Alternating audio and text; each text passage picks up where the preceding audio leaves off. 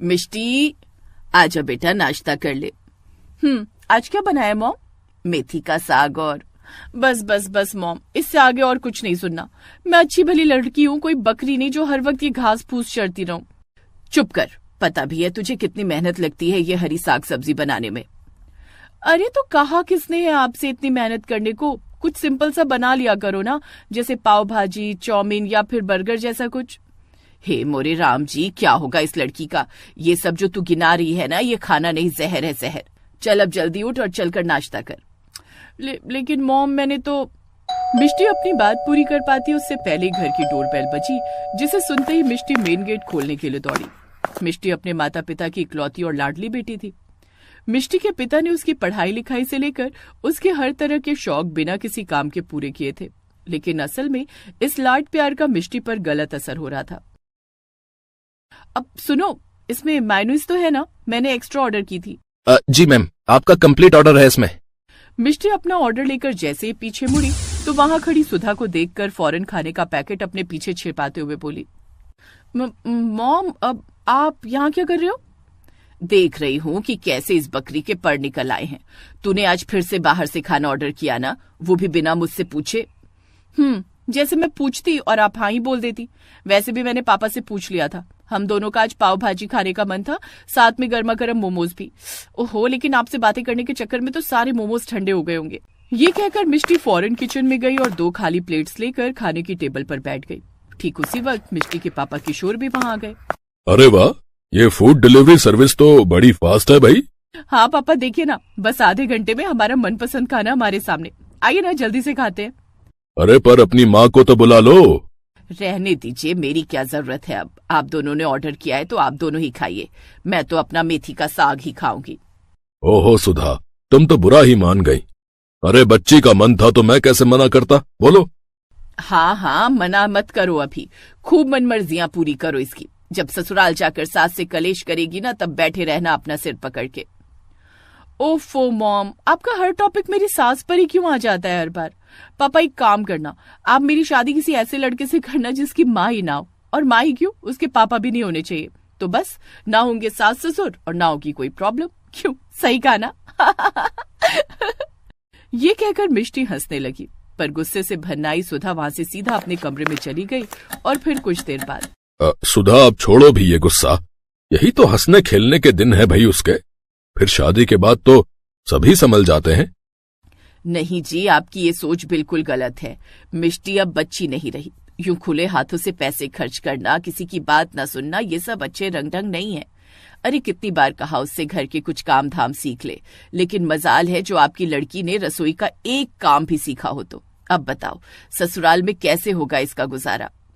सब हो जाएगा सुधा, तुम चिंता मत करो। और सच कहूं तो आज मिष्टी की बात सुनकर मेरे मन में गजब की बात आई है।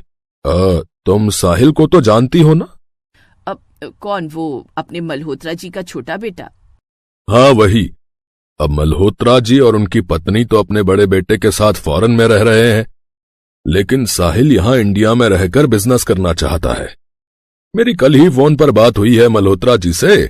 अरे बोल रहे थे साहिल का ध्यान रखने के लिए, तो मैं सोच रहा हूं क्यों ना। सोच तो आप बिल्कुल सही रहे हो, लेकिन फिर भी अब मुझे तो बड़ा डर लग रहा है। तुम भी कमाल करती हो सुधा। साहिल यहाँ अकेला रहेगा हमेशा, रुपए पैसे की कोई कमी नहीं है, तो फिर डर किस बात का है? चलो ये सब अब छोड़ो और जाकर मिष्टी से बात करो। मैं तब तक साहिल से पूछ लेता हूं। दोनों बच्चे राजी हुए तो बस फिर तो रिश्ता हो ही जाना है। और फिर सुधा जाकर मिष्टी को साहिल की फोटो दिखाती है और मिष्टी सब कुछ जानने समझने के बाद फौरन इस रिश्ते के लिए हाँ कर देती है। और कुछ ही महीनों बाद साहिल और मिष्टी की धूमधाम से शादी हो जाती है। फिर शादी के दूसरे दिन, मॉम क्या है ये सब? आपने मुझसे झूठ क्यों बोला? झूठ? कैसा झूठ बेटा? आखिर हुआ क्या है? मॉम आपने बोला था कि साहिल यहाँ अकेले ही रहेंगे, लेकिन यहाँ तो मैं कुछ और ही सुन रही हूँ। इनके मम्मी पापा, बड़े भैया और भाभी सब के सब यहाँ हमारे साथ शिफ्ट हो रहे हैं। अब ये सब तो तेरे पापा ही जाने बेटा, लेकिन सच कहूँ तो अब इन सब बातों से कोई फर्क नहीं पड़ता। तू मेरी बात ध्यान से सुनती जा, कुछ तौर तरीके बदल ले अपने, बस फिर सब आसान हो जाएगा बेटा। No mom, I am sorry, मैं अपने आप को कभी किसी के लिए नहीं बदलने वाली, और वैसे भी मैं इस घर की बहू हूँ, कोई नौकरानी नहीं। तो अगर किसी को मुझसे प्रॉब्लम होती है तो वो उसकी प्रॉब्लम है, मेरी नहीं। ये कहकर मिष्टी ने फोन कट कर दिया और अपने कमरे में जाकर फोन चलाने लगी। तभी साहिल कमरे में आया और मिष्टी से बोला, अरे मिष्टी, तुम यहाँ हो? मैं तुम्हें किचन में ढूंढ रहा था। भूख लगी है, तो लंच का क्या प्लान है? प्लान तो बिल्कुल रेडी है साहिल जी। अब मैं इंटरनेट पर वही चेक कर रही थी। यहाँ से थोड़ी दूर एक बढ़िया चाइनीज रेस्टोरेंट है, रेटिंग भी बढ़िया उसकी, तो वहीं चलते हैं। क्या चाइनीज? पर मेरा मन तो कुछ हल्का खाने का था, और बाहर जाने का भी मेरा मन नहीं हो रहा। थोड़ी थकान सी महसूस हो रही है। अच्छा, तो फिर मैं उसी रेस्टोरेंट से खाना ऑर्डर कर देती हूँ और आपके लिए सूप मंगवा लेती हूँ, वो आपके लिए ठीक रहेगा। बेचारे साहिल का मन उस दिन घर की बनी हल्की खिचड़ी खाने का था, लेकिन मिष्टी ने उसे कुछ कहने का मौका ही नहीं दिया और बाहर से खाना मंगवा लिया।